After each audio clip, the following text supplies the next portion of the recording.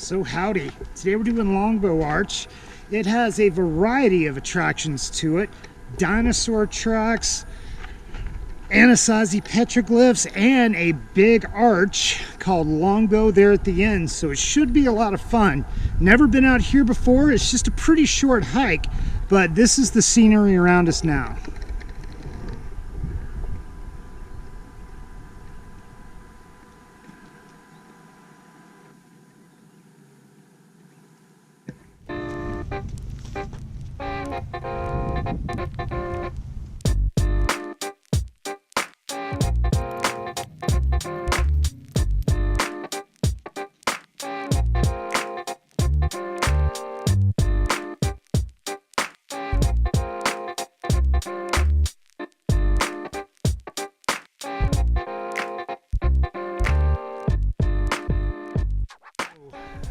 Got some petroglyph panels here, but I am going to tell you, and this is a good thing to see, they are highly molested.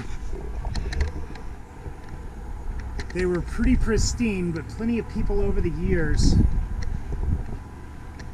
have really done a tough job on these guys, and it's very, very sad to see. It breaks my heart. It truly does. However, this is also a good point. I know all you guys hear me talking about the different layers in Moab. This is a great example. One of the things you can see here, the green is always indicative of Morrison formation, and that is from petrified algae that's here. Maybe not so much petrified, but it gets its green look from copper and nickel content, and it's also ancient algae. It's actually going, but you can really see the levels here.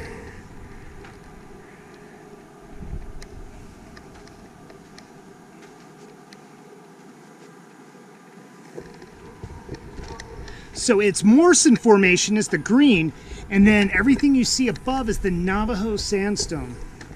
So just a beautiful, beautiful area.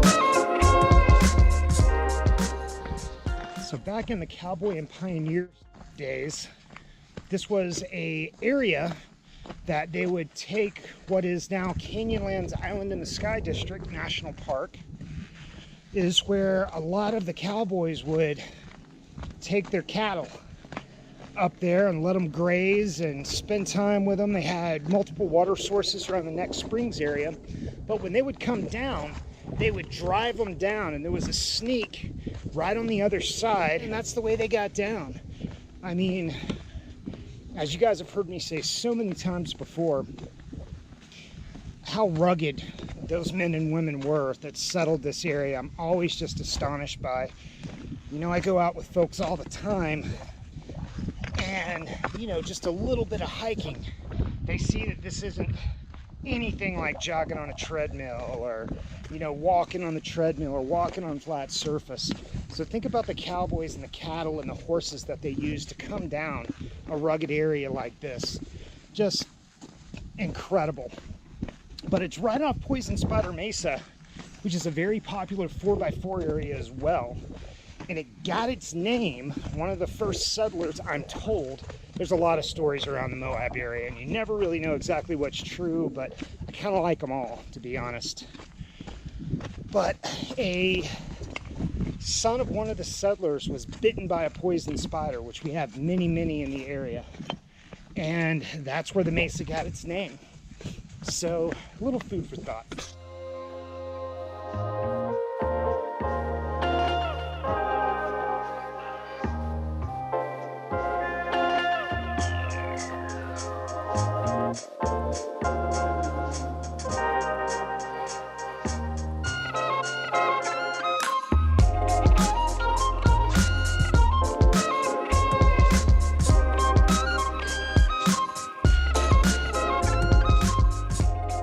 So thanks so much for tuning in, guys. Again, this is Longbow Arch.